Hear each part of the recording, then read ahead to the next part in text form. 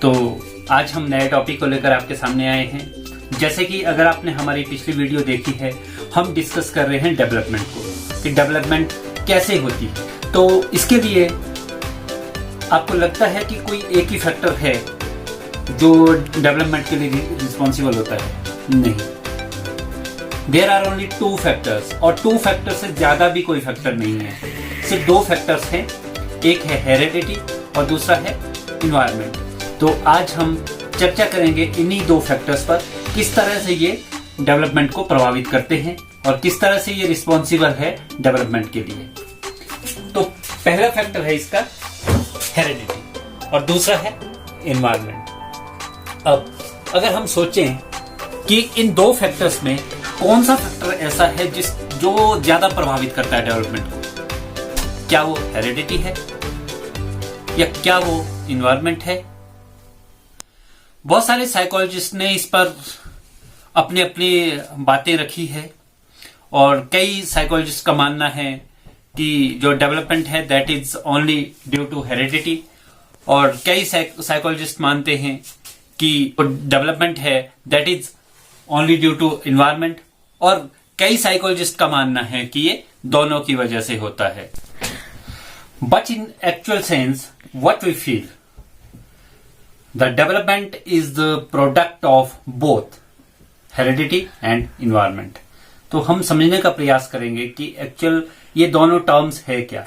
जो हेरिडिटी है, हम हेरिडिटी की जो बात करते हैं, कुछ ऐसे गुण होते हैं जो कंसेप्शन के टाइम ही हम में आ जाते हैं, through genes, through transfer of genes, through chromosomes. जिस तरह से हम में आते हैं वो लाइफ टाइम हमारे साथ रहते हैं और वो रिस्पॉन्सिबल होते हैं हमारी growth as well as development के लिए। जैसे कि आपने देखा होगा, जिसके माता पिता की आंखें ब्राउन होगी, आपने देखा होगा बच्चों की आंखें भी ब्राउन होती है। कुछ पेरेंट्स का कॉम्प्लेक्शन होता है, कोई बहुत ज्यादा गोरा होता है तो बच्चे देखना, बच्चे भी बहुत ज्यादा गोरे होते हैं। अब इंटेलिजेंस की बात करें तो मम्मी पापा पे बहुत ज्यादा इंटेलिजेंस जाती है बच्चों की। जिसके मम्मी पापा बहुत इंटेलिजेंट होते हैं, बच्चे भी वैसे इंटेलिजेंट, मतलब आईक्यू जो है वो भी कहीं ना कहीं जेनेटिक है, हेरिडिटरी है। तो बहुत सारे ऐसे फैक्टर्स होते हैं, बहुत सारे ऐसे हेरिडिटरी कंपोनेंट्स हैं जो बच्चों में आते हैं। तो ये 2 तरह से हम हेरिडिटी को देखते हैं। First one is biological heredity and second one is psychological heredity. ये दोनों तरह के गुण जो है बच्चों में ट्रांसफर होते हैं। अब बायोलॉजिकल हेरिडिटी किसको कहते हैं हम? जैसे साइज, जैसे पेरेंट्स हैं वैसे ही साइज बच्चों का रहता है। अपीयरेंस, जैसे पेरेंट्स दिखते हैं वैसे ही बच्चे भी दिखते हैं।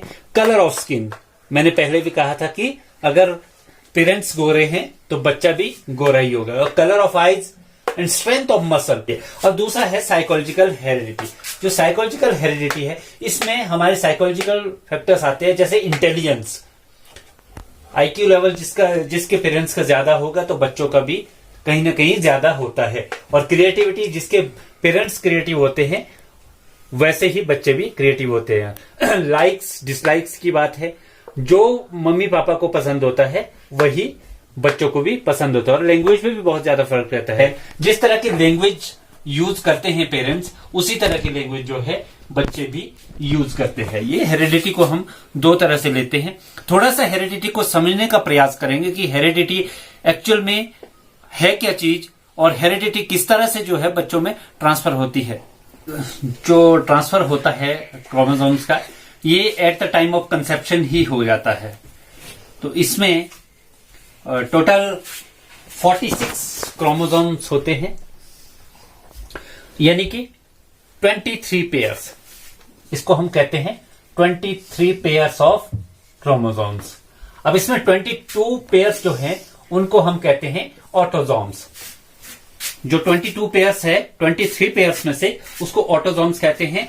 ये ऑटोसोम्स जो है मेल और फीमेल दोनों में सेम रहते हैं, मेल और फीमेल दोनों में सेम रहते हैं। अब बचता है एक पेयर, उसको हम सेक्स क्रोमोसोम कहते हैं। ये सेक्स डिसाइड करता है बच्चे का कि बच्चा मेल है, मेल चाइल्ड होगा या फीमेल चाइल्ड होगा। ओके, ये डिसाइड करता है वन पेयर ऑफ क्रोमोसोम। ठीक है, अब बात करेंगे हम ट्विंस की। जो बच्चे ट्विंस होते हैं, ट्विंस भी दो तरह के होते हैं। एक होता है मोनोजाइगोटिक, या उसको कहते हैं हम आइडेंटिकल। ओके, और दूसरे को कहते हैं डाइजाइगोटिक।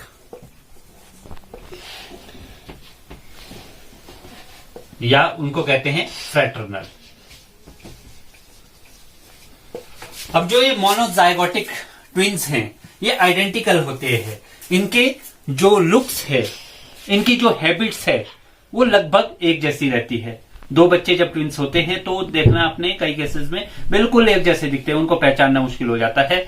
वो मोनोजाइगोटिक है, उनको आइडेंटिकल ट्विंस कहते हैं। मोनोजाइगोटिक इसलिए कहते हैं क्योंकि वो एक ही सेल से फर्टिलाइज होते हैं। और दूसरे जो रहते हैं, और इनका जो सेक्स की बात करें, ये सेम हो सकता है, बॉयज बॉयज या गर्ल्स गर्ल्स ही होता है। और जो डाइजाइगोटिक है, इसमें सेक्स आपका सेम भी हो सकता है, मेल फीमेल अलग अलग हो सकते हैं, या फीमेल फीमेल हो सकते हैं, मेल मेल हो सकते हैं, लेकिन ये टू डिफरेंट सेल से फर्टिलाइज होता है। तो इसको हम फ्रेटर्नल ट्विंस भी कहते हैं। ये आइडेंटिकल नहीं होते हैं, ये दिखने में अलग होते हैं और इनकी हैबिट्स भी अलग हो सकती है। अब एक बहुत ही इंपॉर्टेंट डिबेट रहती है नेचर और नर्चर की। हम इसको नेचर वर्सेस नर्चर कहते हैं। अब देखिए, नेचर वर्सेस नर्चर क्या है। जो नेचर है, इट रेफर्स टू हेरेडिटी, और जो नर्चर है, it refers to environment.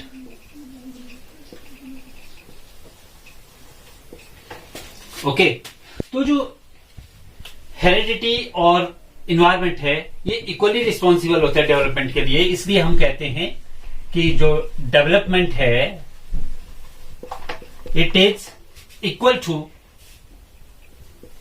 Heredity multiplied by environment. अब आप समझे, ये मैंने इस तरह से क्यों लिखा? Development is equal to heredity multiplied by environment. इसका मतलब क्या है कि जो डेवलपमेंट है, that is the product of heredity and environment. It means दोनों ही इक्वली रिस्पॉन्सिबल है, ये दोनों के प्रोडक्ट से ही बनता है। एक से डेवलपमेंट नहीं हो सकती है। कुछ डेवलपमेंट में हेरेडिटी भी इंपॉर्टेंट होती है और इन्वायरमेंट भी इंपॉर्टेंट होता है। तो इस तरह से इन्वायरमेंट की बात करें तो इन्वायरमेंट क्या है? एक पौधा हम प्लांट करते हैं तो उसकी जो नर्चरिंग है उस पर डिपेंड करता है उसकी ग्रोथ, उसकी हेल्थ, किस तरह से उसको नर्चर किया गया। वैसे ही हम भी इन्वायरमेंट को हम दो सेंस में लेते हैं, इनर इन्वायरमेंट और आउटर इन्वायरमेंट। इनर इन्वायरमेंट क्या है? आफ्टर कंसेप्शन, जो 9 महीने बच्चा गर्भ में रहता है, उसको जो इन्वायरमेंट वहां पे मिलता है गर्भ में, उसको इनर इन्वायरमेंट कहते हैं। और आउटर इन्वायरमेंट है जब वो पैदा हो जाता है, जब बाहरी वातावरण में जब आता है, तो उसमें किस जगह पे वो पैदा हुआ है, कैसी परिस्थितियों में वह रहता है, उसके घर का माहौल कैसा है, उसका पड़ोस का माहौल कैसा है, वो कैसे बच्चों के साथ पल बढ़ रहा है, वो कैसे स्कूल में पढ़ रहा है, उसके स्कूल में कैसे बच्चे हैं, उसको कैसे टीचर्स मिल रहे हैं, उसके कैसे पेरेंट्स है, उनके पेरेंट्स का घर का माहौल कैसा है, ये सारी चीजें जो है उसकी डेवलपमेंट में रिस्पॉन्सिबल होती है। तो heredity and environment, these both two terms are equally responsible for development।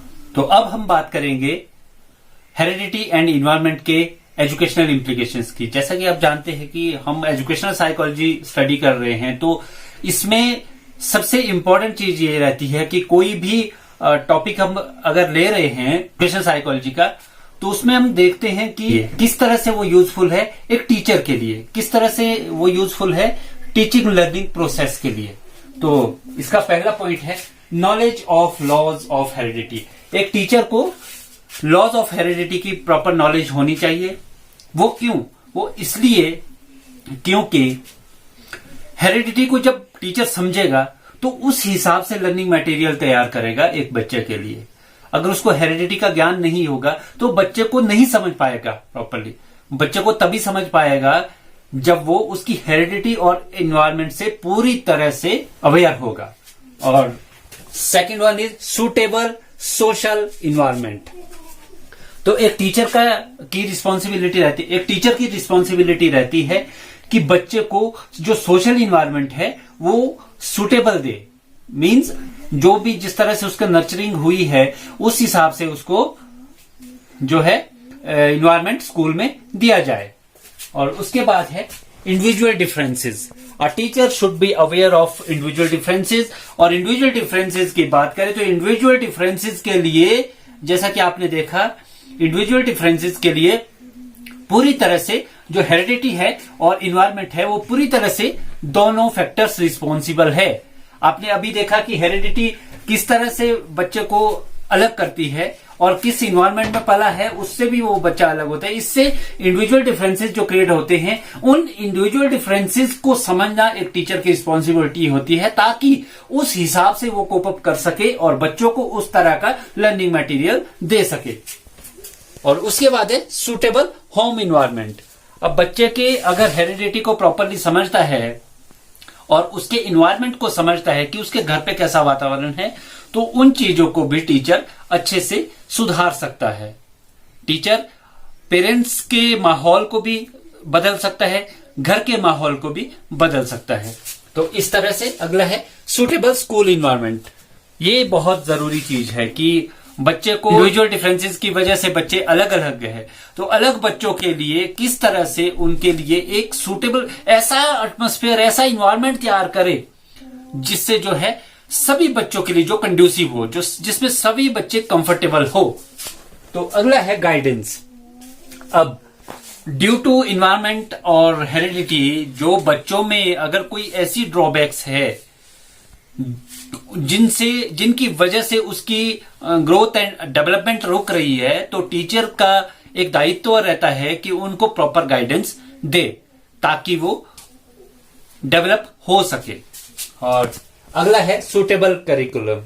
अब करिकुलम के लिए भी आप जिस बच्चे के लिए जो चीज सूट नहीं करती वो उसको कैसे समझेगा, इसलिए हमें क्या है करिकुलम को भी ऐसे फ्रेम करना होता है जो हर बच्चे के लिए अच्छा साबित हो। हमें ऐसा करिकुलम तैयार करना होता है जो हर बच्चे के इंडिविजुअल डिफरेंसेस को मीट आउट करे और उनको डेवलप होने से कोई ना रोक सके। तो इसी तरह से टाइम टेबल की बात है। डे टू डे एक्टिविटीज में स्कूल में अपने करिकुलम को अच्छे से चलाने के लिए एक अच्छे time table, healthy time table की जरूरत होती है। तो अगर हमें हर बच्चे के हेरिडिटी और इन्वायरमेंट की जानकारी पूरी तरह से है तो हम एक अच्छा टाइम टेबल बच्चे के लिए बना सकते हैं। इसी तरह से बने रहिए सनी एजुकेशन के साथ। अगर आपको हमारी वीडियो पसंद आती है तो लाइक और शेयर भी जरूर